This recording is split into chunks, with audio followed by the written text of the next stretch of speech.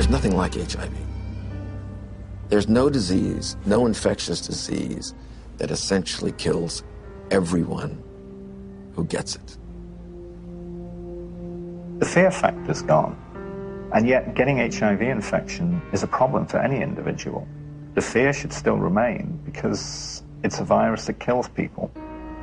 There is this sense of complacency that it's better, and it isn't better. And all these people, these 40+ million people living with the virus, they will die of AIDS. Over the past 3 decades, humanity has rallied together for the AIDS cause.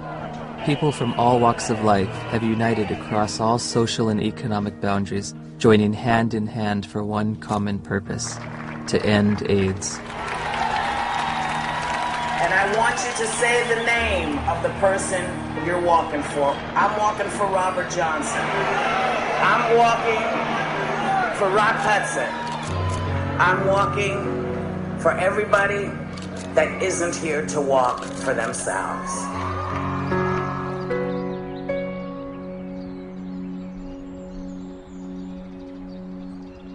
The statistics are growing, all except for one. That's the amount of people cured, and it's still 0.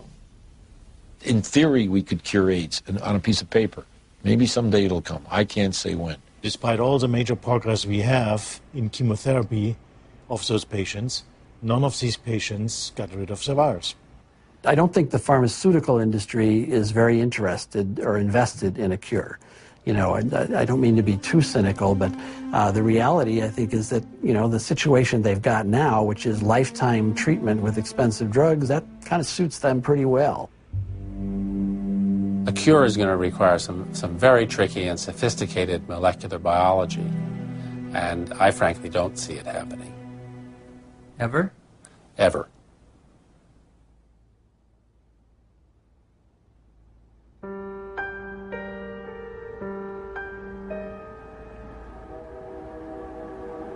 I was born in 1980, a year before AIDS exploded onto the public consciousness. I grew up beneath its shadow like a child raised under the threat of the mushroom cloud. You might say I am a member of the first HIV/AIDS generation. I've never known a world without it. This film is an account of my journey through the shifting sand surrounding HIV/AIDS. AIDS has been front-page news for nearly 30 years.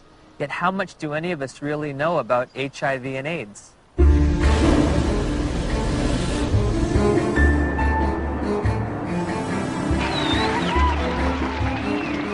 What is the difference between HIV and AIDS? I don't know exactly. HIV is wow. HIV 是它的病毒，那 AIDS 是那个病，所以两种是完全不一样的东西。AIDS is the actual disease. I don't know really. I don't know the difference. I know HIV is less deadly. Pour moi, il y en a pas forcément. Enfin, c'est vrai que j'établis pas de différence entre les deux. What would you say is the difference between HIV and AIDS? Yeah, there's not a big difference, is it? HIV/AIDS is just the starting point. HIV, it's a virus. The actual virus is AIDS. People around the globe were just as confused as I was. So I sought out the world's leading HIV/AIDS authorities, among whom were the discoverers of HIV, the key White House advisor on AIDS issues, and the executive director of UNAIDS' global response to the epidemic. Meeting with these distinguished experts, I candidly asked, what is the difference between HIV and AIDS? The difference between HIV and AIDS is a really critical concept, and unfortunately it's one that seems to escape a lot of people, or just they don't remember it after hearing it. HIV is a virus. AIDS is a syndrome caused by infection with the virus. So you don't get infected with AIDS, you get infected with HIV, and that causes AIDS. The biggest problem with the HIV theory of AIDS is HIV. There is a group of AIDS denialists that say that HIV does not exist and has never been isolated, which is as bizarre as it gets. We do not say that HIV doesn't exist. What we say is that the presently available data does not prove the existence of HIV. The reality is that HIV does exist and does cause AIDS. I mean, the evidence is incontrovertible. HIV causes AIDS. All right, that's a theory that's there. Let that theory be there. But let's have some other conversations. Let's have some other research. Let's have some other funding. Maybe something else is working here. No. Why nearly 3 decades since its discovery does there continue to be debate over HIV? Why is there no cure in sight? To answer these questions, I needed context. The past is prologue, so my journey begins with a step back in time.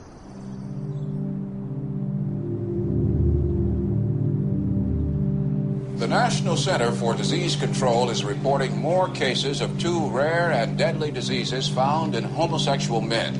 There is no apparent explanation for the outbreak. Obviously, this is an issue with great emotional fervor, but... How can we stay unemotional when people are dying every day from a disease the CDC has yet to name? For crying out loud, if the CDC won't name it, at least demand the press stop calling it GRID.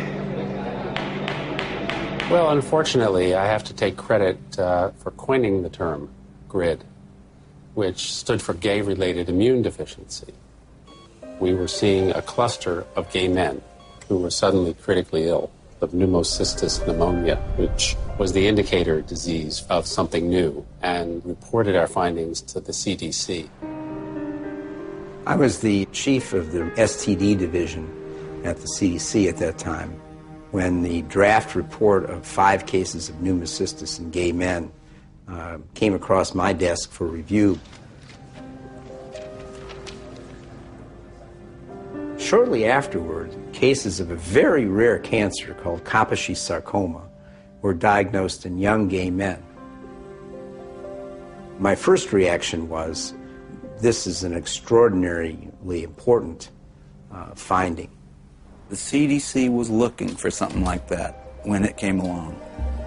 They were looking for it already. They were hoping there was going to be a new plague because polio was over. The CDC's budget was getting decreased. This is back in like the early 80s. There was double-digit inflation, a very high unemployment, a rapid military buildup, and a threat to decrease all domestic programs. And this led to reductions in force in the public health service, particularly the CDC. The Center of Disease Control, CDC, in Atlanta was under threat for reduction and even theoretically for closure. There were memos around the CDC that says, we need to find a new plague. For them to justify their expenses and their existence and make their careers, they have to find infectious diseases. We need to find something that'll scare the American people so they won't give us more money. Once people recognized that this was likely caused by a virus, the media attention went from no news coverage to the most covered news story in history. People went from neglecting it to fear and panic. Maybe I can get it. All of a sudden, AIDS was a very fundable project, and I suppose the psychology they worked on was the fact that they thought, well, in Congress, essentially this is white, straight, heterosexual men who are the congressmen, and if they feel they can't fuck around without being worried about AIDS, they're going to let the dollars out. And it worked. Suddenly there was a lot of money available for anybody who wanted to study HIV. And nobody ever looked back and said, why do we want to study HIV? Bob Gallo said on television, causes AIDS. The evidence shows that this disease is not merely confined to the gay community. I motion to call the disease Acquired Immune Deficiency Syndrome, AIDS. In 1982, Dr. Harry Haverkos was one of the Centers for Disease Control's epidemiologists tasked with defining AIDS. AIDS refers to a syndrome, and its definition changes periodically. AIDS is a chronic disease. It's based on its immunodeficiency. AIDS is not a disease, right? AIDS is a whole lot of different things. Depends on what country you're in. When your CD4 count falls below a certain arbitrary level, by definition, you have AIDS. You know, when someone's count goes down and then it goes back up again, it's, politically they may still have AIDS. Medically, I don't think they do. If you develop any of a number of opportunistic infections or diseases, that puts you in the category of AIDS.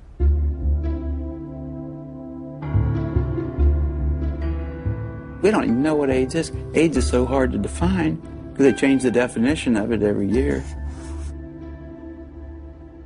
The definition of AIDS has broadened over time. It was revised in 1985, and then again in 1987. The changes in the definition have been political. Every time they change the definition, the numbers go up.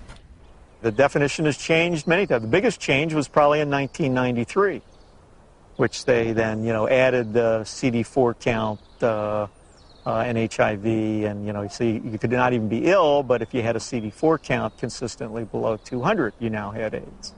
A closer look at the Centers for Disease Control's documents reveals that AIDS numbers actually declined in 1993, but a retroactive definition change increased the estimates by more than 100%.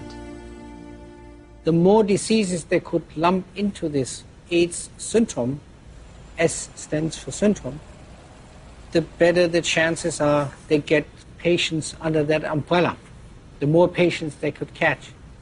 As time goes along, definitions get used for a variety of issues, and some of those are not based solely on scientific decisions, but politics and capitalism and reimbursement comes into play. For example, a person with hepatitis C, even say here in San Francisco, if you got hepatitis C and only hepatitis C, you're shit out of luck.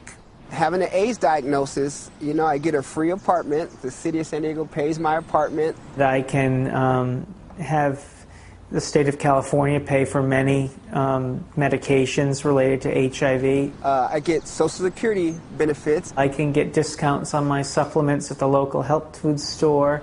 I also get food stamps and in-home supportive cleaning services. So I was basically a healthy person walking around, and I had all these wonderful little perks, You get all these benefits, that we fought for and got. But the end result has been a sort of an imbalance. We succeeded. I'm glad we did, but it is a little unfair. Politics, insurance, capitalism, benefits, you can be sick or healthy. I never would have thought that AIDS was so convoluted. Right. Well, as I said, that has changed. How you define that scientifically has changed quite often. Which just makes it difficult to, for the lay people to understand. It makes it difficult for me to interpret the numbers. Africa is purported to have the highest incidence of AIDS cases on the planet. So I trekked to South Africa to witness firsthand the impact of AIDS on that troubled continent. Around 10 million of South Africa's 48 million people have been reported to have AIDS. It's only a 10-minute drive from Cape Town's pristine modern airport to the squalor of neighborhoods said to be ravaged by AIDS. All the facts on HIV and AIDS with Griselda on Metro FM Talk. It's World AIDS Day. There are functions, there are gatherings. The international theme is Stop AIDS, Stop HIV and AIDS. Keep the promise. So many years later, we keep saying the same things, HIV, HIV, HIV. And yet each time I hear words like HIV and AIDS, I just want to pull my hair out. I'm just so fatigued about how we've packaged the messaging. All we talk about is AIDS. It's a sex virus. You have to use condoms or you die. It's a sick and sad message. People can't think outside AIDS anymore. It's just a shocking, sad reality.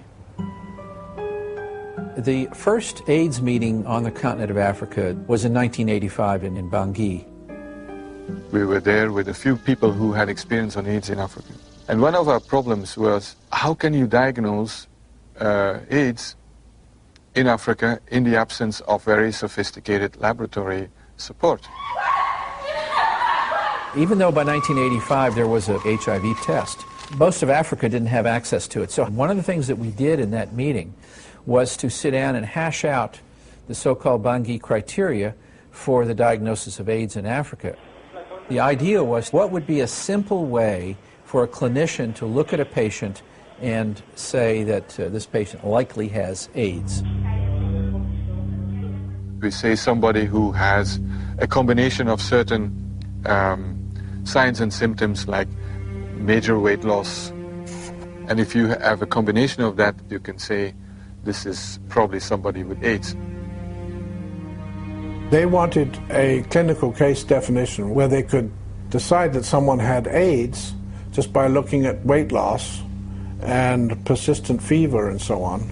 It gave something to clinicians in Africa to diagnose AIDS. And that helped in the overall effort to count cases, because we needed to know what was the impact of the epidemic. They could discover AIDS all over Africa at that point. They could say that we are all at risk, but they could say it's spreading around the world.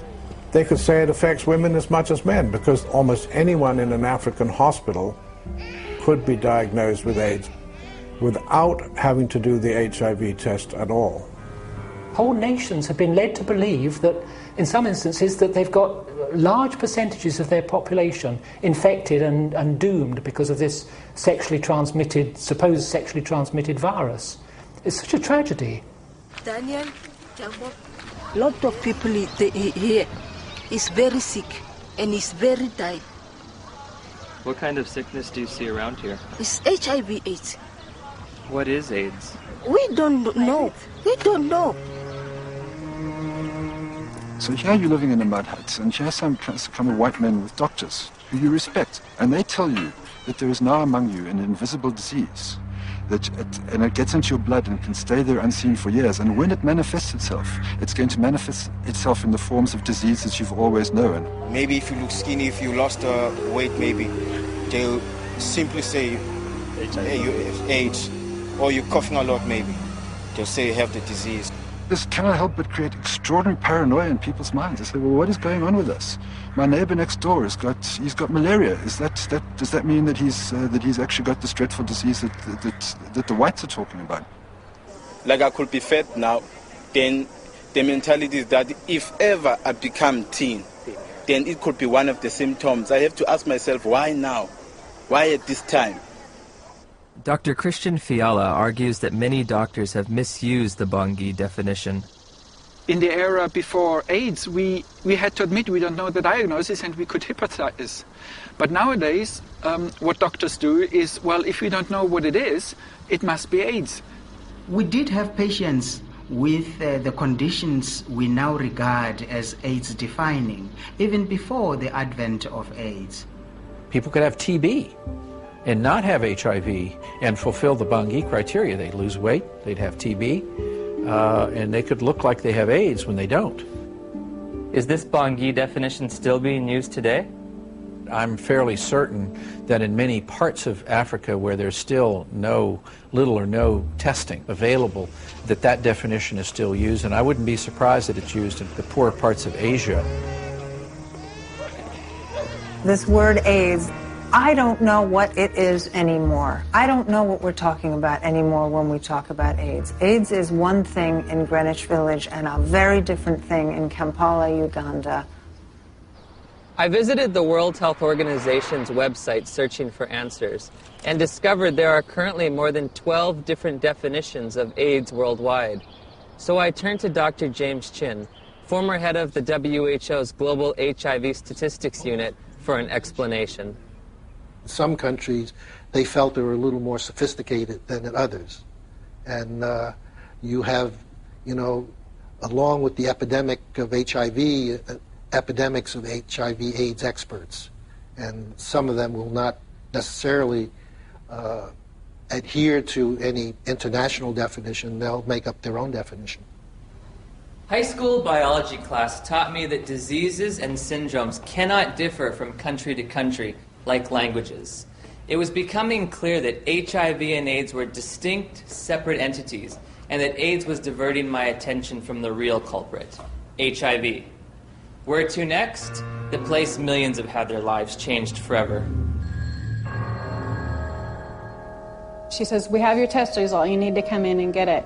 And I was like, tell me now, Cheryl. she was like, Kim, we really need you to come in and tell me. I said, then I know it's positive, Charlotte, or you would just tell me over the phone. And she's like, Kim, don't panic. You can still have a normal life. I can still remember his face. I can remember his eyes.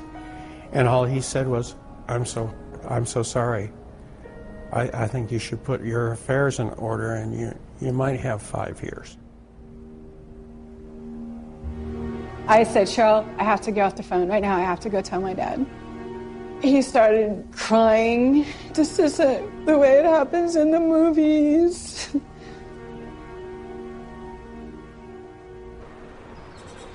It's 7 a.m. here in Johannesburg, South Africa, and I'm a little nervous because I'm about to go in for my first HIV test.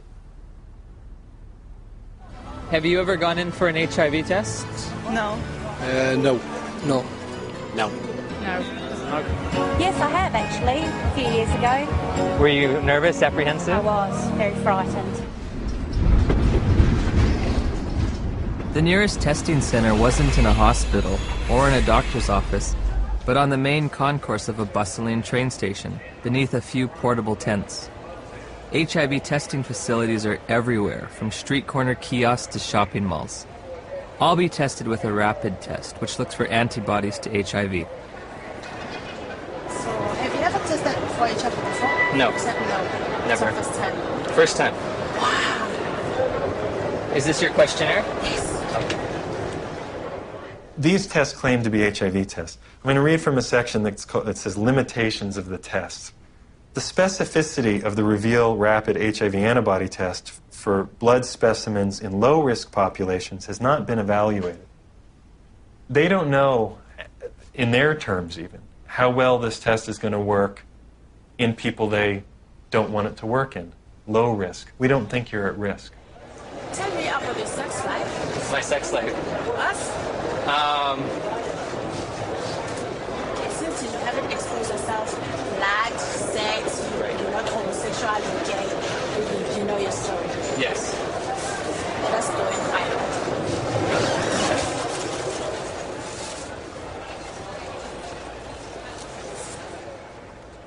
In 1990, we flew to Romania to adopt a baby. We found Lindsay, and she was only 2 weeks old. I can still remember that feeling, just holding Lindsay for the first time, thinking, now my dream is going to come true. I'll have one of those children. Before we left Romania, we had to make sure that she didn't have HIV. We had to find a doctor, and he did the test, and it came back negative. We flew home just after Christmas, 1990, and thought we had it made. So I'm going to do a test, which comprises of 2 test kits. These 2 test kits are from 2 different countries. Why you are putting them being 2, you want them to confirm each other. Can they be 2 different outcomes? Then this one has a determiner, which is going to give us the final results. Can I just ask you something, as someone who's a little nervous? Okay. It seems like if this is positive and this is negative, my life hangs in the balance on whatever this one is. Yes. But how do we know that this one's accurate when both of these were inaccurate? This one has been tested to be the one that is going to take out the results that are correct. Oh, so this one is more accurate than these 2? Yes, according to what we have learned. So why don't we just use the more accurate one to begin with? Well, you know what? What if now the more accurate one has a discrepancy? How are you going to find out? I don't know. Rapid tests in Germany, it's not allowed for standard diagnostics. May I ask why? How come you don't use rapid tests for standard diagnostics? Several professional organizations who decide as an expert committee on guidelines how to do things. None of these responsible societies recommend it for scientific reasons. We always say to our clients, even if you have tested here, you can go to other centers and go and test and verify your test. You cannot say you're 100% because you find clients going from area to area doing tests. And they come with stories that I was negative at a certain area, I'm positive with you. How do they decide whether they're positive or negative? We cannot tell because we are using a rapid test.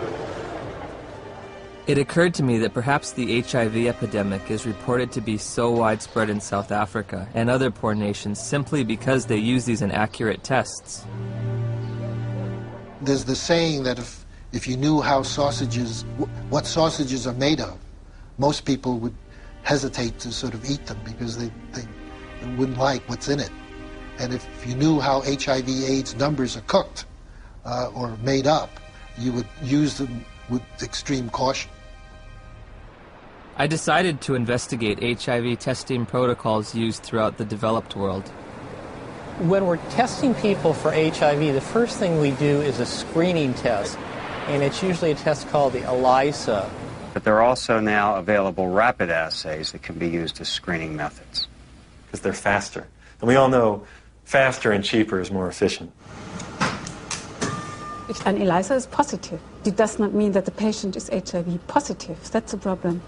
If we're using antibodies as a screening test to tell who's infected or not, very occasionally you can get false positives.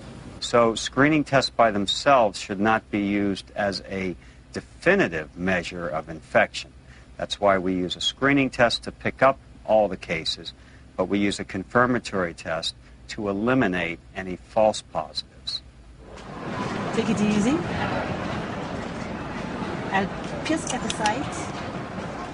It should be emphasized that most of the developing world uses only screening tests to confirm an HIV diagnosis. There are no confirmatory tests. Time now is 25 past. At 22, the results will be out, which is going to be 15 minutes. 9 days after returning home, Steve and Cheryl's pediatrician ran a battery of tests on Lindsay, including an HIV test, even though Lindsay had tested negative for the virus in Romania.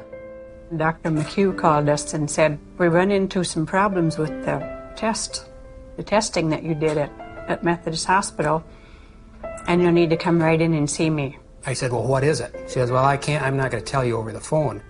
I said, I need to know exactly what this is. He said, we've got bad news that she tests positive.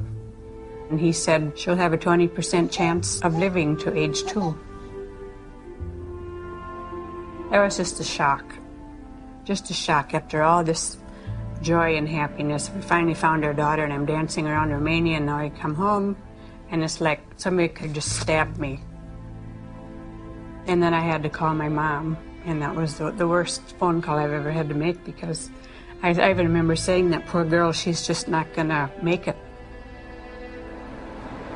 So that we don't have to go to somebody and say, well, you might be infected, but it might be a false positive. We do a second test. That's a test usually called the Western blot. In 1992, when I was told by my doctor that I was HIV positive, that was only a verbal admission to me. She didn't give me the written paper that came from the lab that tested my blood. I found out that it says this indicates possible infection by virus. There can be mistakes from the antibody test, and there are conditions that can cause the test to be inaccurate. Now that I've got the package insert for that test kit, it says positive results using any specimen type should be followed with additional testing. But this is the test that they use to confirm with. This has a margin of error done properly that's extremely low. In other words, it's one of medicine's better tests. I don't think the Western blot is a useful diagnostic test. I don't think it's worth doing. Did he give a reason?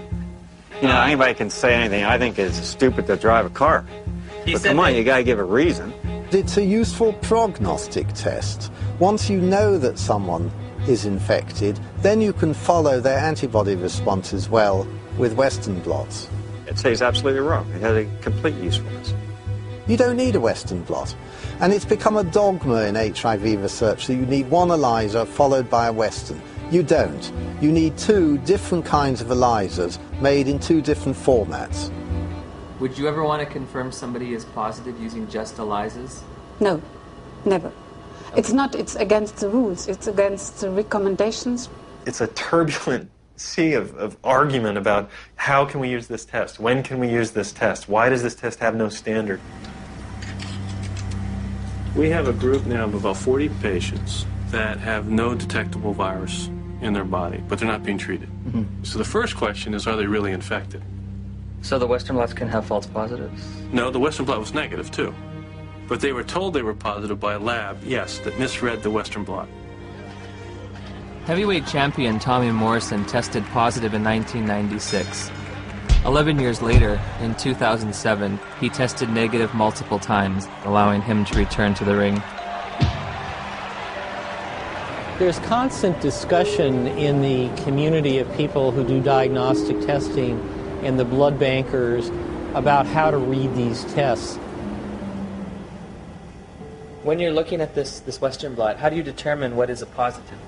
You need a certain number of bands being present. It depends a little bit on the producer of the test. It depends on the manufacturer. Is there different criteria for what might be a positive? Yeah, there are different criteria from the manufacturer. Thank you for the word. And also there are guidelines from the WHO and UNAIDS.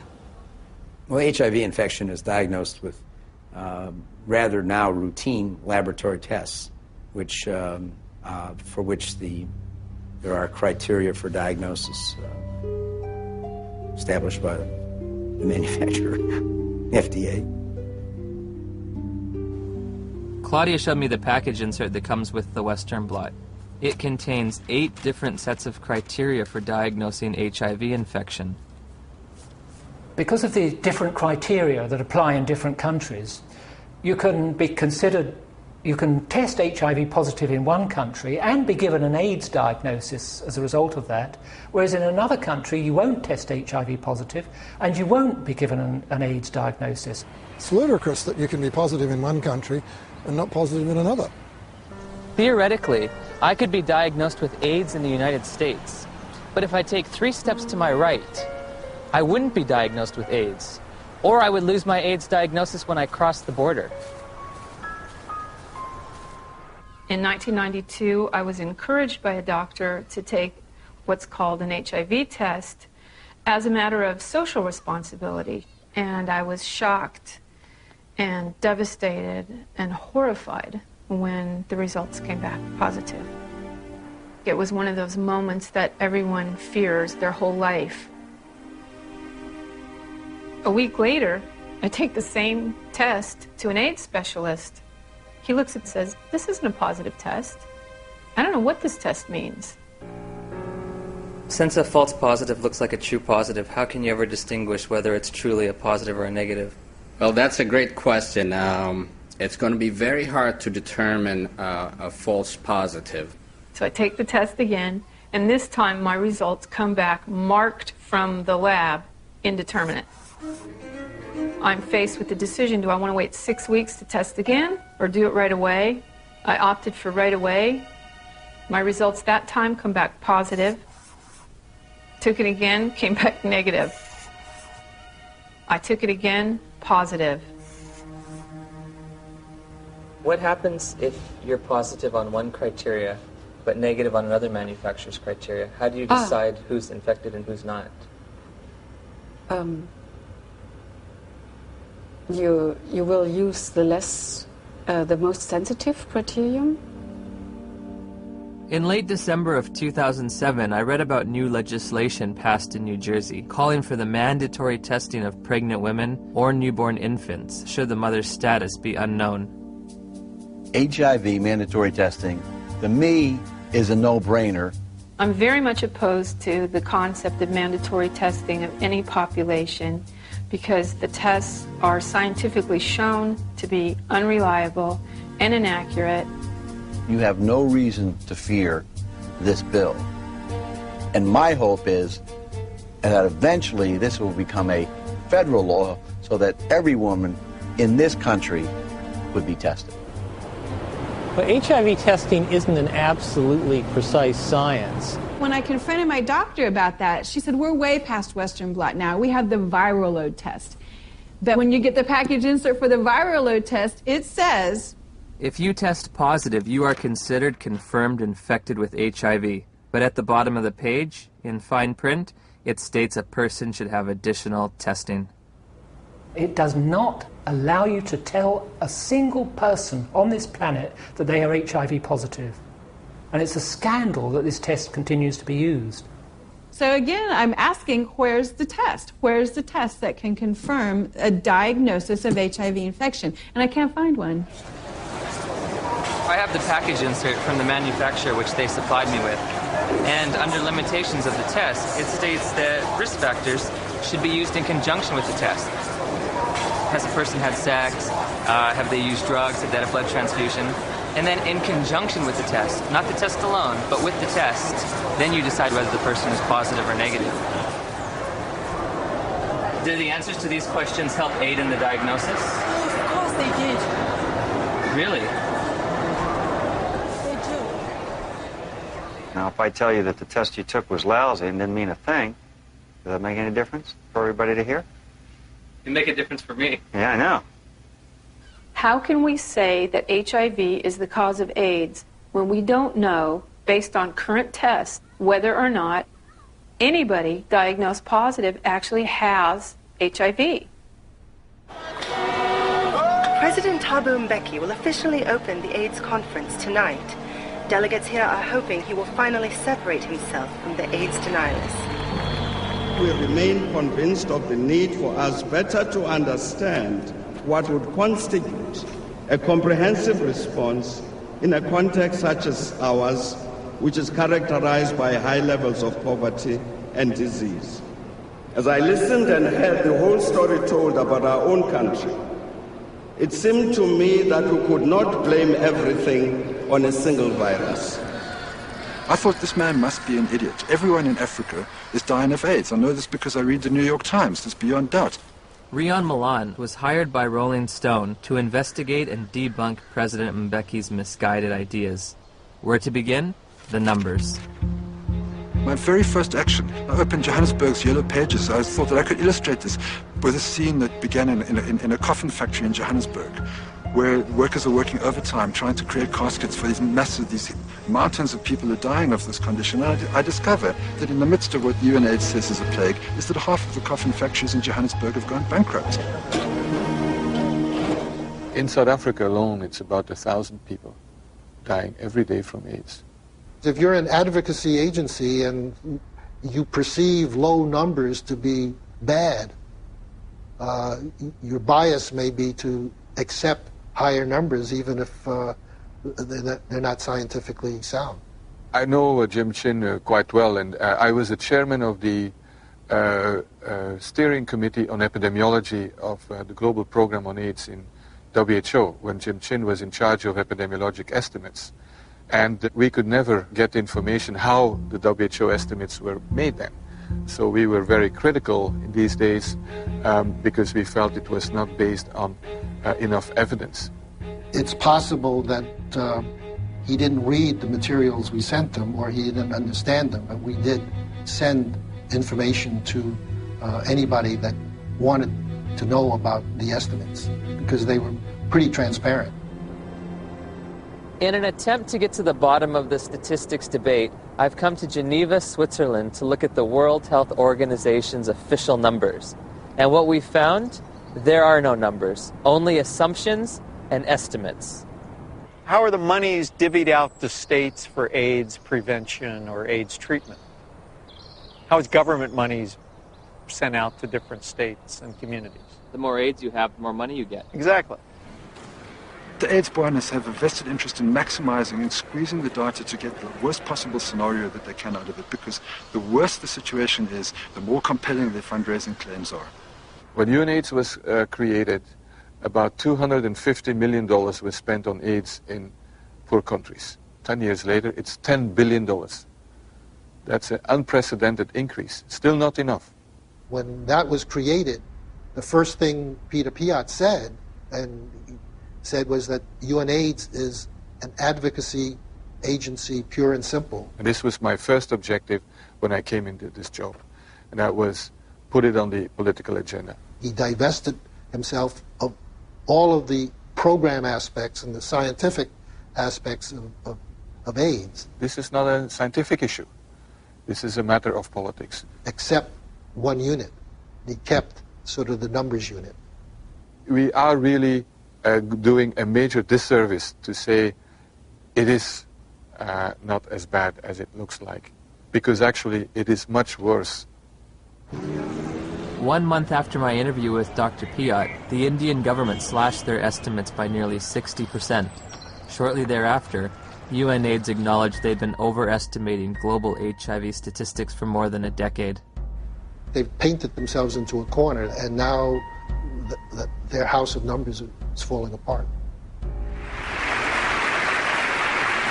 America is leading the fight against disease, and I call on you to double our initial commitment to fighting HIV/AIDS by approving an additional $30 billion over the next 5 years.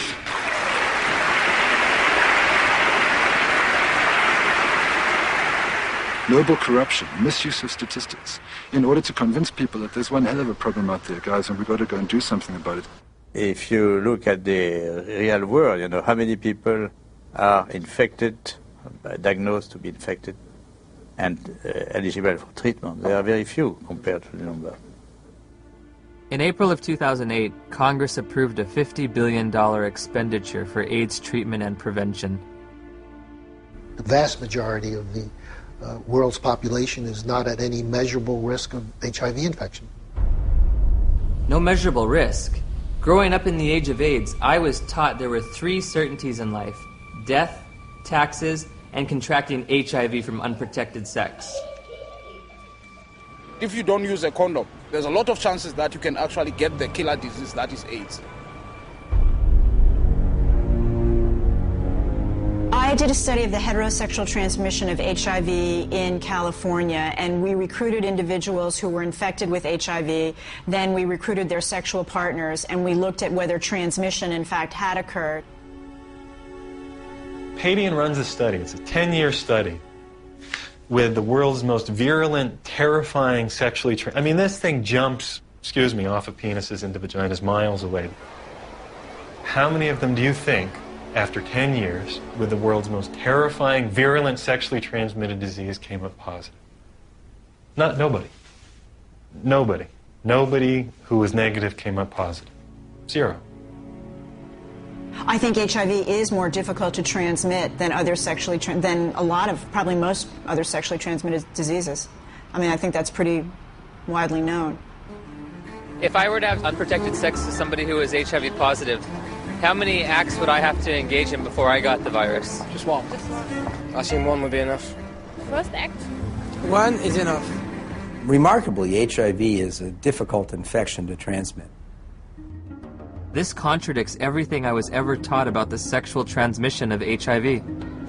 AIDS is the best example of what's really scary and alarming and dangerous about our culture right now, which is that it's a culture of PR. It's a public relations phenomenon. The truth doesn't matter. What matters is the image. If we were talking about reality, the reality is that AIDS is over.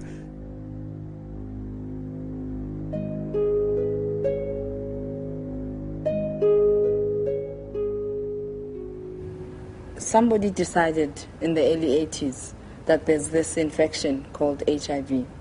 And upon deciding that, I don't think it was debated enough. In 1983, Dr. Luc Montagnier and his team of researchers identified what they thought might be the cause of AIDS. I really was excited because we knew it was a new type of virus, not shown before in men, and very likely to be the cause of AIDS. Of course, at that time we didn't have the full proof of what's the cause of AIDS. That initial work was rapidly reinforced by additional virology and serology studies in Bob Gallo's lab in Washington.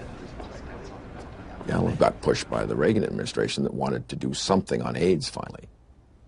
They literally told us to just close CDC's lab down. We don't care about it. There's a bunch of gays, who gives a shit? And that was really their whole story. So the whole thing that they rested their political response was, well, we discovered the virus. Good afternoon, ladies and gentlemen. The probable cause of AIDS has been found. Credit must go to our eminent Dr. Robert Gallo, who directed the research that produced this discovery. What was new that day is for the first time we were saying, that's the cause, I'm sure. It was a silly press conference. There was not evidence then that HIV was the cause of AIDS. It wasn't called HIV.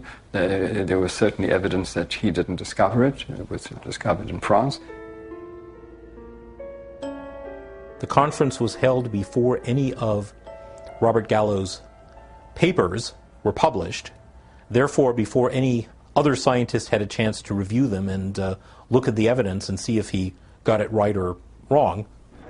Gallo's philosophy was to have people to whom he would give the virus be in his own control, so that any information that came out of that would come through him, so that he got all the information. Indeed, often put his name on publications and would, quote, collaborate with them. But should you have any broader view other than his personal glory and your personal glory, this was not a scientific pursuit in any way.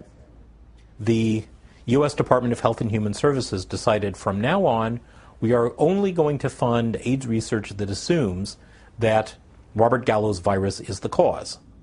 I didn't think that HIV in 1984 was the cause of AIDS. That's why I did the study comparing gay men with Kaposi's and gay men with pneumocystis. I assumed there must be something else. If you go read my paper from 1985 that Kern and Jaffe would not sign on to, I actually lay out the cofactor hypothesis in that paper.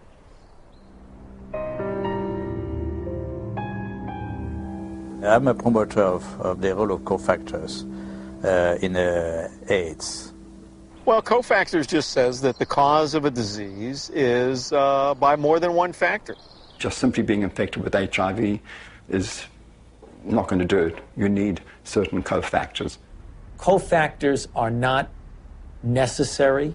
Dr. Fauci would say HIV causes AIDS without the need for anything else. That's kind of ridiculous. The data that indicate that any different type of infection like mycoplasma or something like that is a necessary cofactor, I believe those theories have been debunked. What the fuck does he mean? Sorry. What's it? What does he mean that there are no cofactors? Where's he coming from? There's cofactors for everything. Cofactor implies something specific. And it really gets us off into tracks that are wandering. Gallo isn't gonna change his mind. But he's probably 70 years plus now. He's going to remember things. You know, we all remember things that are good for us, and we forget the bad things. The cofactors are important to really understand how people get ill, why they get ill. What is asked of an AIDS journalist is to deny an existing reality, which is a strong, growing body of dissent on a scientific question. In August of '92, my dad had just read his latest National Review, and there was an article in there about Peter Duesberg, a maverick cell biologist. He said he didn't think HIV caused AIDS. To deny that this well-identified, well-characterized virus is linked with AIDS is, to my mind, just potty. He said, I can't replicate this in my office. I can't get this virus to do anything. We thought, oh my gosh, my dad is really daydreaming. He's trying to wish this all away because he knows how upset we are. Just wish it all away, and everybody will be gone happy. If Fauci would say, here's $1 billion for alternative theories of AIDS, you wouldn't believe what's going to happen. A lot of HIV researchers overnight would would start cofactors. The first year they would call them cofactors of HIV. And the next year, the co would be topped and HIV would be topped a year later. Peter is highly intelligent. He did excellent work. I mean, no wonder he got a full professorship in Berkeley and was nominated to the American Academy of Sciences. But I told you very frankly that he's killing people with his theories, and I still stick to that. They attack him, they attack his ideas, and they present some bogus way of refuting what his science has said that doesn't really refute it. Peter Duesberg? Yes. Oh. They are all prostitutes, most of them, my colleagues, to some degree, myself. You have to be a prostitute to get money for your research. You're trained a little bit to be a prostitute. But some go all the way. In light of all this scientific uncertainty, I asked Dr. Fauci for evidence linking HIV to immune deficiency disease. When you put the combined findings of the initial characterization as a distinct retrovirus isolated by Montagnier and his group, together with Gallo linking the virus to being the cause of AIDS, and they put those things together, and that's how we have a confirmation of the causative agent of AIDS, namely HIV. Still unclear about the evidence for HIV's existence, I decided the best way to verify it would be to actually see it. I asked Dr. Hans Gelderblum, a world-renowned electron microscopist, if he thought there was any reason to question Dr. Montagnier's published images. I've seen these publications, stamp-sized images. It's a nuisance. It's a nuisance. You do not really see much. When we saw that photo, we said, suggestive, but not convincing. Dr. Gallo, 1 year later, published photographs he claimed to be of HIV. Were his any better? These pictures were not so impressive. They were not much better than Montagnier's images. It's one thing to look like, and another thing is to be a virus. In 2002, I stumbled across an article by Valander Turner and Andrew McIntyre of the Perth Group in Australia, and it questioned whether there's ever even been found a virus. I became consumed with researching this. I could read from morning till night every day, and every link to another link, and I would email to these people and say, where's the test? I want to know. Am I dying? Am I contagious? And they weren't even very kind. They were just like, read our articles again. How many times do we have to tell you there's no test?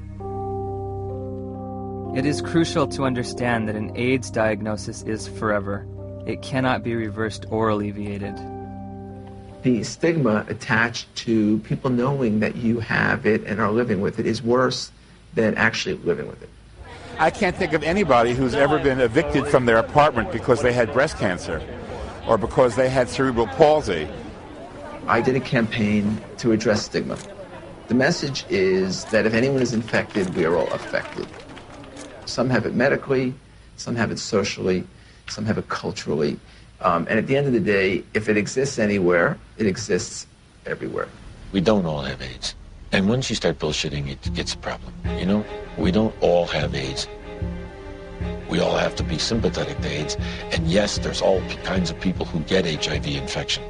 But we don't need to make, in my view, non-truths, or just to have a slogan or a symbol. We all have AIDS. No, we don't all have AIDS. But my message is you do have it, whether you want to accept it or not. Are you medically susceptible? Maybe not. But are you socially vulnerable? Yes. In June of 2007, the BBC featured a news story which began, HIV infection theory challenged. Living cells are complicated, and how they work inside the body is even more complicated. So there's still a lot of debate as to how exactly HIV causes AIDS. In March of 2008, the Washington Post went on to state that multiple surprises have reminded researchers how much they still don't know about HIV's biology. HIV has got to get inside the circulation of the body, and it does that in ways that are not completely understood. The prime target for HIV is a T cell population called CD4 helper T cells. The way that the virus gets into the target cell, it fuses its membrane to the membrane of the cell. I don't understand the fusion process. I don't think anybody completely understands it. We have a relatively poor understanding of how viral proteins interact with proteins in the cell. How come our antibodies aren't able to keep HIV in check? It's an excellent question. That's one of the great stumbling blocks. They can't prove that HIV is the cause of AIDS, okay? They cannot prove that HIV is the cause of the collapse of the immune system, no matter how many scientific journals says it is. When you go to the basic research, it doesn't prove it. We are almost convinced that there is other factors that are involved in the loss of CD4 cells, and we don't know yet all the mechanism. How HIV depletes the T cells so an individual advances to AIDS is probably due to multifactorial elements. One is it will kill the cell eventually that it infects. HIV does not necessarily kill the cells that it infects. Some T cells are directly killed by HIV, and other T cells keep the virus in check. It's a silent state within the cell, and I think in many cases these cells can return to a normal function. Can that cell return to a normal state? I don't think so. When I was told I was HIV positive, I accepted that on a very deep level. But only by having the courage, the open minds, and the open hearts to answer these questions are we ever going to know how to help people, how to do what we need to do to help people. In late 2007, Science Daily reported that 3 prominent research teams had published papers in the Journal of Immunology challenging the theory that the sudden loss of T cells triggers disease and AIDS. The details of HIV pathogenesis, how HIV kills people, are still being worked out. If the sudden loss of T cells in HIV-positive individuals can't explain why people get disease, then there must be cofactors that cause people to get sick and die, or factors that have absolutely nothing to do with HIV. While researching HIV hotspots, I began to realize there is a direct correlation in these places with another condition that leads to immune deficiency and death. I think it is important to keep in mind, especially for us in the West, that poverty is not a romantic issue. It is a deadly issue. Poverty leads to diseases and premature death, period. When you look at the symptoms that they talk about, for people that are HIV positive, you find that some of them, they are more related to malnutrition. Their nutrition is not very equilibrated. They are in oxidative stress, even they are not infected with HIV. So their immune system doesn't work well already. People are hungry, they're underdeveloped, there are no hospitals, there's no proper medical care. You take away poverty, you're giving people an ability to fight infections. These are toilets? Yeah. We don't have flushing toilets. When flies get into the toilets, they actually come back to touch our food, you see. And look, we need to take that food. And we don't know which infections are there. So how do you expect people must survive in these places? Look there.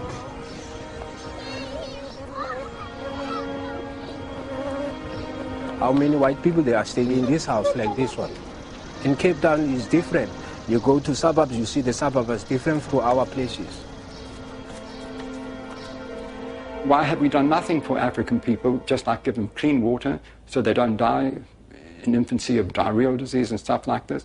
All we care about is HIV, AIDS. Well, question. Well, there's money in it. There has to be, other dynamic working to lead public interest to the African situation and ignore clean water, sanitation, malaria. I mean, things that kill people.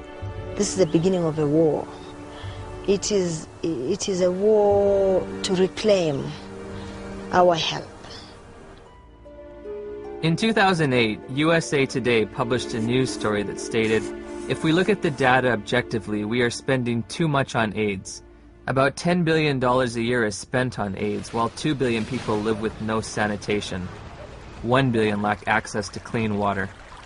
And malnutrition kills someone every 10 seconds. These factors enable diseases to thrive and severely weaken the immune system of those living in such squalor. If we were to take all that money and put it towards developing poor countries, God would be so proud of us, indeed, because we would have taken away the major challenge that's facing humankind, and that is people dying in silence. It's slow, painful deaths from being scared of something that was just packaged as AIDS. Could it be that the real epidemic is extreme poverty, not HIV? On the other hand, HIV allegedly occurs in the United States as well. So I looked for alternative causes of immunodeficiency in this wealthiest of nations. There are other ways you could produce a condition that looks like AIDS, but they too will be some source that causes a severe defect in the immune response. 19 million Americans now, 19 million are taking illicit drugs every day. But we don't talk about this. This is politically incorrect. There have been a number of theories as to what the origin of HIV/AIDS is. One of them was a theory that certainly turned out to be completely incorrect, that it's a lifestyle phenomenon. There's a large epidemic of STDs in general in the late 70s, and particularly in gay men. In San Francisco, New York, Los Angeles were meccas of the new lifestyle, which came from the liberation in the post-Stonewall era. The more partners you could have, the more you were striking a blow for gay lib. I remember talking to one of the people who was at the forefront of that lifestyle.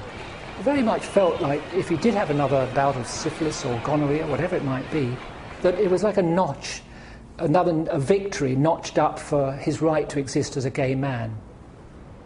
I went on a vacation to Los Angeles, and it wasn't that wild, but one night I went to a bathhouse. I came home with, get this, at the same time, syphilis, gonorrhea, and 2 forms of parasites.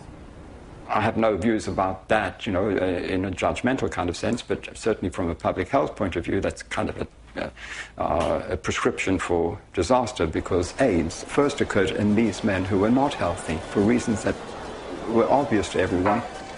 You're talking thousands of partners, sometimes hundreds, per month, lots of antibiotic use, lots of drug use, and the result were people were getting pretty sick. There's a drug called amyl nitrate that was developed in the 1850s and 60s.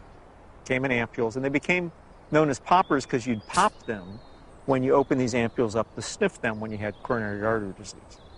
The first AIDS cases, for example, that Mike Gottlieb reported were all 5 gay men. They were young. They all used poppers. Poppers, something you walk around huffing all night. I mean, it says flammable, fatal if swallowed on the side of the bottle. They're walking around huffing it all night long. Why? Gives you a great rush. Poppers was a sex drug. They were in every gay bathhouse, every bar, every porno bookstore across the nation. Poppers were visible on the dance floor in the discos. At the end of an evening, the bartender would announce last call for alcohol, last call for poppers. It was like a mad, wonderful kind of a dance that was being done. But if you think that can happen forever, you're wrong.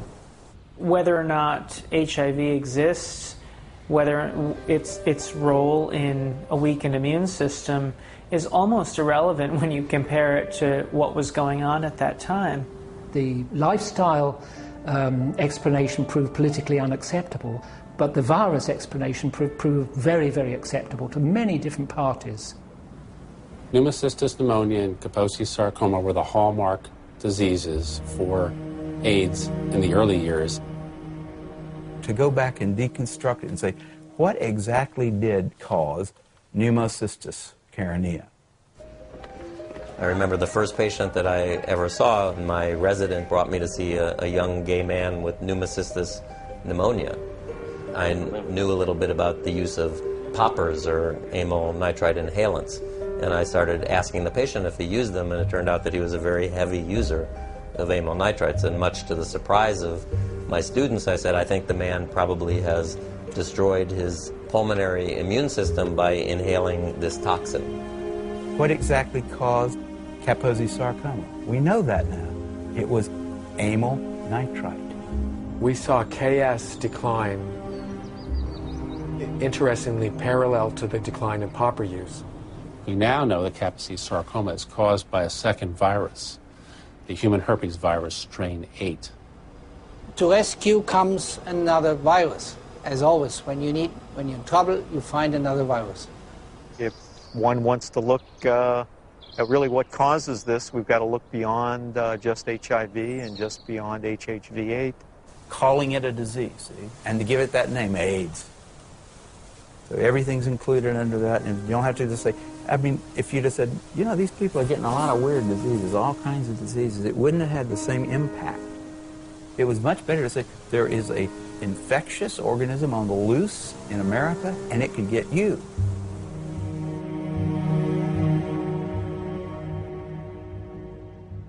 I had interviewed the world's leading HIV experts and discovered that the two benchmark diseases of AIDS have alternate explanations.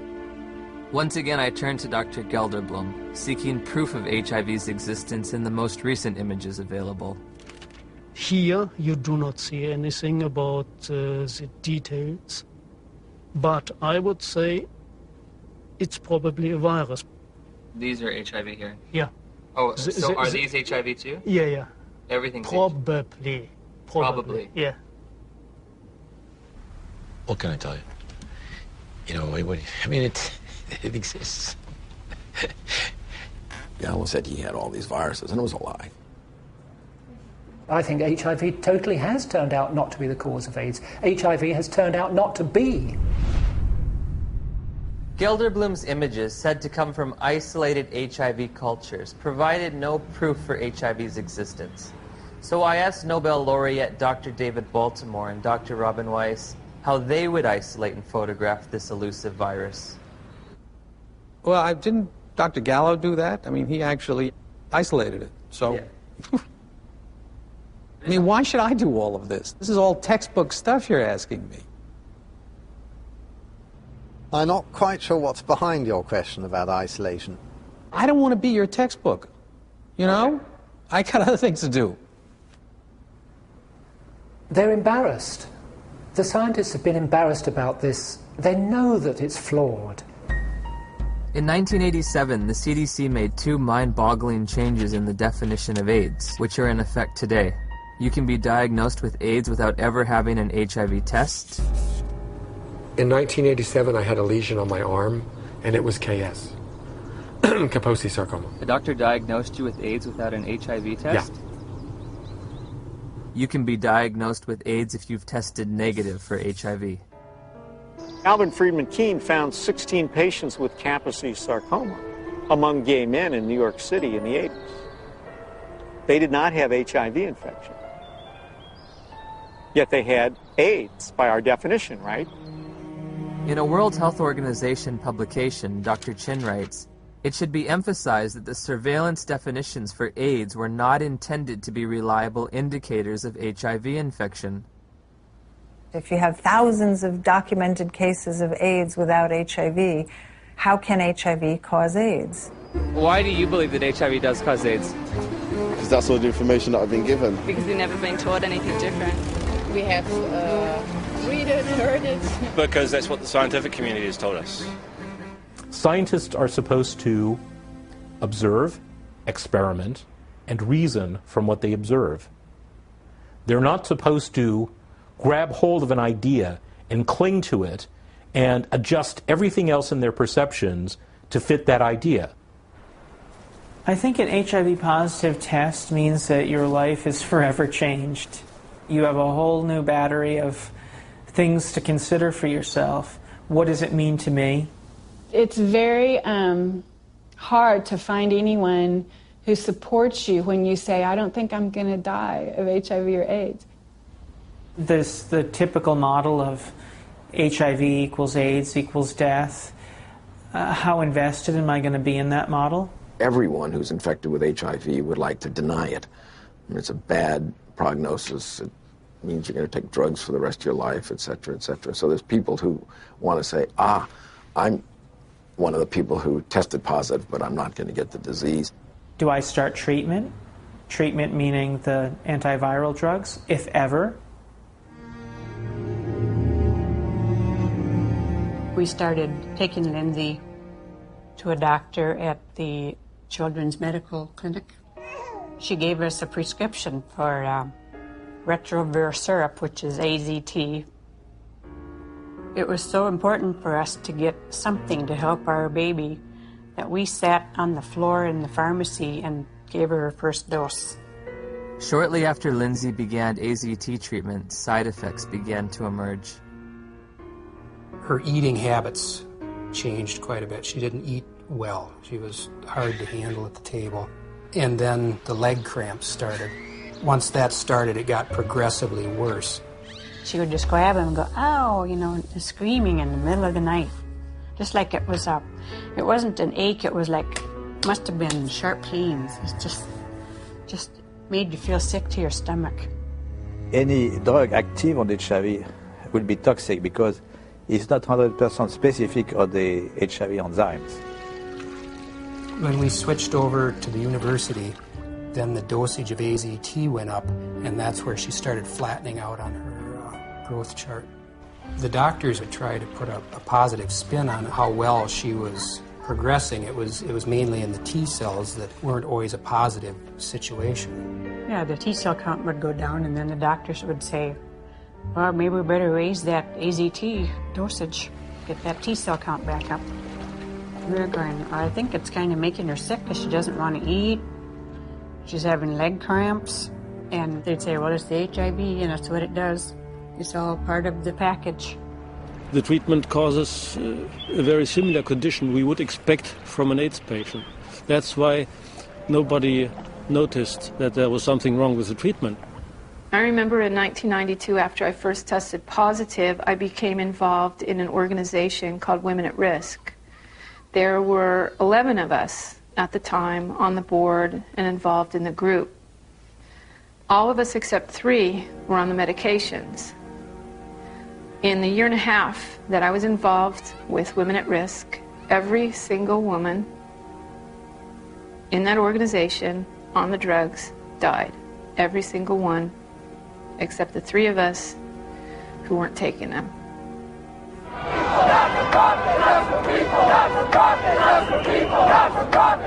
We weren't just given handfuls of AZT, we demanded it. AZT should be free. Where is your humanity?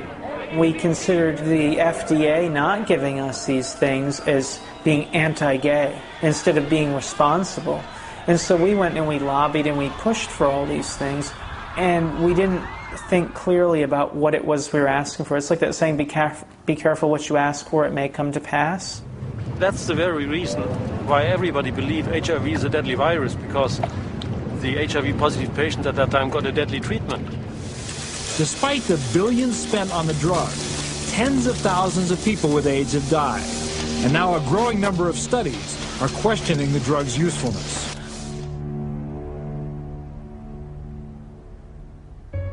We just decided between ourselves in November to write to Peter Duisberg and say, sorry to bother you. Are you for real? And if Lindsay were your daughter, what would you do? On November 11th, we got a big package, and he said, you must take your daughter off AZT immediately or she will die from it like Kimberly Begalis. That is AIDS by prescription. You get immunodeficiency and you die from the tox. That is AIDS by prescription. When AZT became widely available in 1985 and 1986, I cautioned my patients not to jump on the bandwagon and start being treated. I didn't want to see my community poisoned by an ineffective therapy. I think in retrospect the dose that we started with AZT was a dangerous and poorly tolerated dose. Nobody wants to realize what was the real effect of this overtreatment. That means that we killed a whole generation of AIDS patients.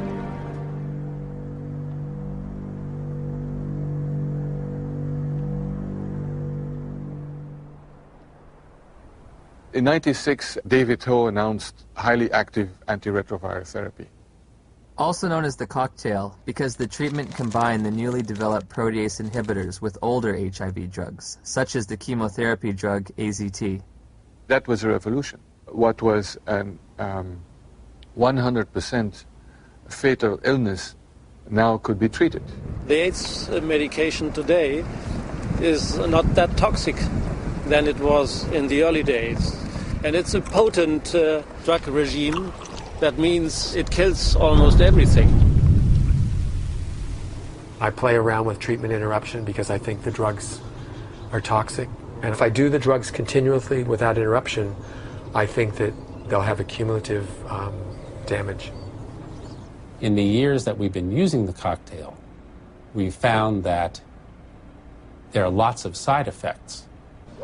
In South Africa, I spoke to a couple of pharmacists specializing in HIV treatment. How often do you see side effects in patients? Yeah. All the time? Almost all the time. We saw the lipodystrophy, the buffalo humps at the back of the neck, then the lipoatrophy, which is the loss of fat in the face and the arms, giving people a very gaunt look. The risk of heart attack seems to be increased in people on these drugs. With what we have now, the side effects eventually are going to outweigh the benefits. So patients really do better for the short term, but in the long term, they die also. In 1994, Audrey Serrano tested HIV positive. While initially healthy, she was prescribed AIDS drugs which nearly killed her and left her scarred for life. In December 2007, after multiple negative tests, she was awarded $2.5 million in damages. Some people are very fortunate. They don't have these side effects, but many people do. So prolonged treatment is impossible. I know people that are like horses, have no impact with some drugs, no side effects, and somebody else falls apart. The new generation of antiretroviral drugs are less toxic. They can be more tolerated. But for how long? I agree. We cannot give a treatment for life. It's not like insulin, it's something which is toxic. Has a patient ever died from the side effects? Yeah, sometimes it happens. AIDS drugs are all classified as black box drugs. A black box drug is the most severe warning that our FDA will put on a product. It means you could die taking this because other people have died taking this. My sister Joyce was my best friend. She's a great mom and just a very lively person. In 2003, Joyce found out she was pregnant with a second child. She was offered an HIV test as standard prenatal care by her obstetrician. She called me at work and she was like, I got something to tell you. And I was like, well, what is it? She said, I'm HIV positive. So I took a deep breath. I said, well, it's not the end of the world. And she said, well, now I met this doctor today, and he's a specialist. And he says, is there some medicines I can take that'll keep my baby from being HIV positive? Nevirapine. Warning. Severe life-threatening skin reactions, including fatal cases.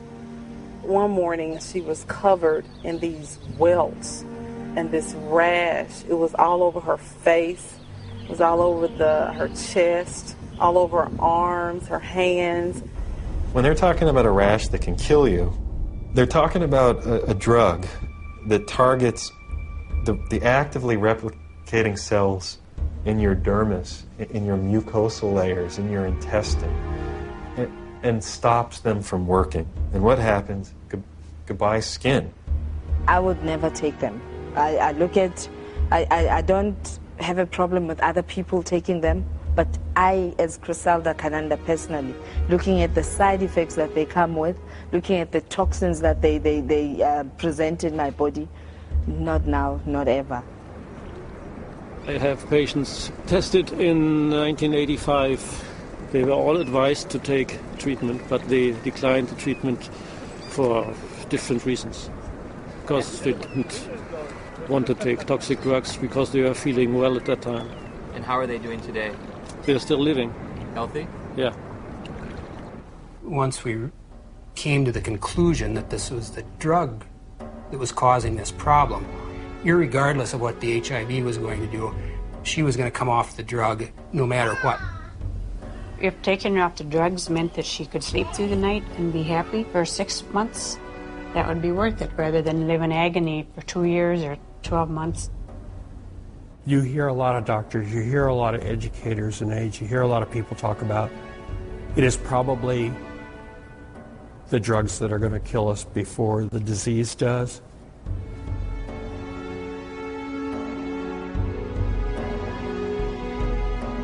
What are the drugs doing to the bodies? They're putting the bodies into coffins. Before my sister started taking the drugs, she was healthy. After she started the drugs, she developed an allergic reaction, which made her look like a patient with full-blown AIDS. She was admitted to the hospital. She continued to spiral down. And within 37 days from her first date of taking the medicine, she was gone.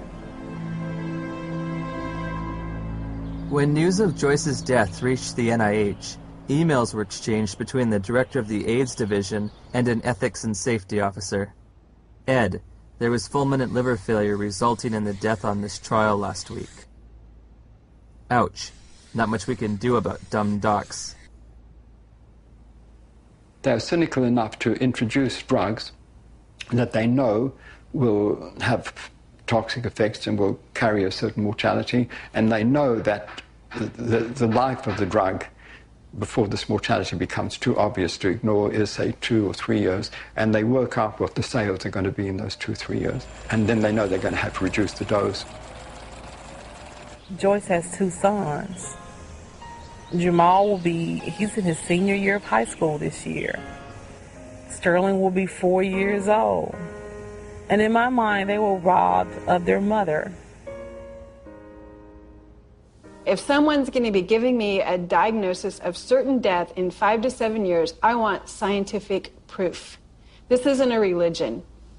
My interest in questioning and breaking and exploring does HIV cause AIDS is an instinct to liberate people from a death sentence that isn't theirs to carry. After we took Lindsay off AZT, her weight did go up.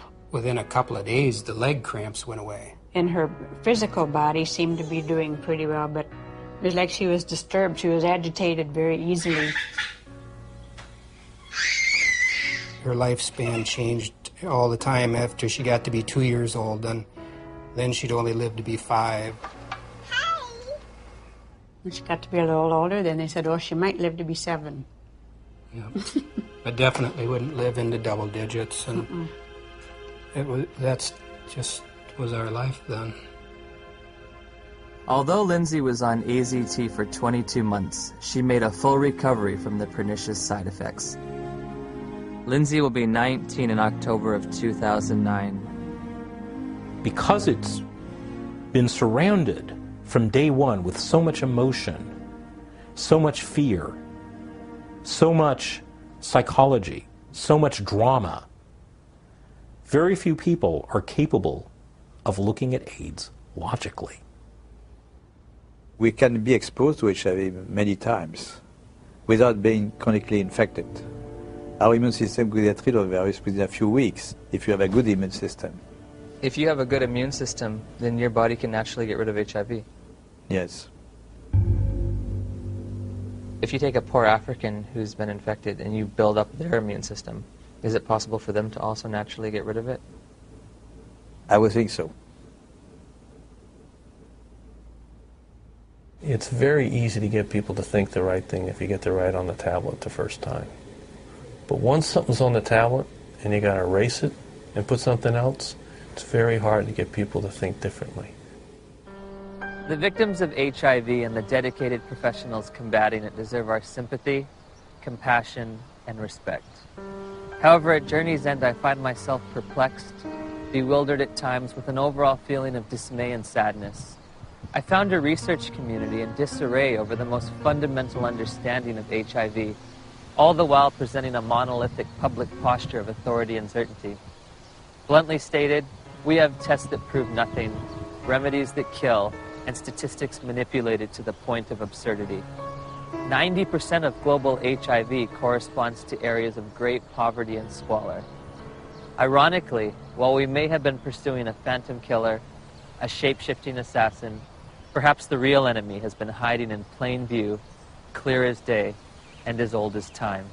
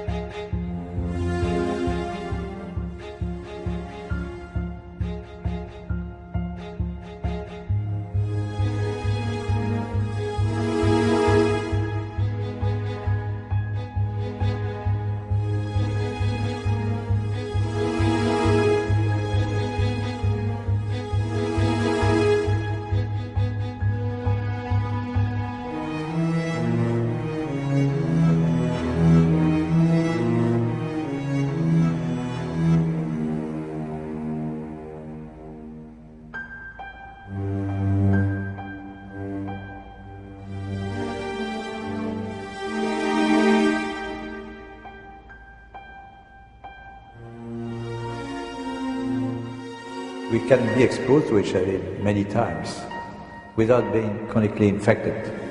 Our immune system will get rid of the virus within a few weeks if you have a good immune system. If you have a good immune system, then your body can naturally get rid of HIV. Yes. How can we say that HIV is the cause of AIDS when we don't know, based on current tests, whether or not anybody diagnosed positive actually has HIV? Some people are very fortunate. They don't have these side effects, but many people do. So prolonged treatment is impossible. Called CD4 helper T cells. What the fuck's he mean? What's it in there? It uses its membrane. What does he mean? But then no effect. Where is he coming from? There's factors for everything. To the membrane of the cell. There inside the cells, virus grows and makes more of the cells. Gallo isn't going to change that. It's probably in the circulation. Finds other CD4 He's cells. going to remember effects. There is an ongoing battle. Cells die, the body will replace those cells that die. But there's not an infinite capacity to do that. Cofactors are important. This really battle understand between how HIV people get ill, why they get ill. What is asked of an AIDS journalist is to deny an existing reality, which is a strong, growing body of dissent on a scientific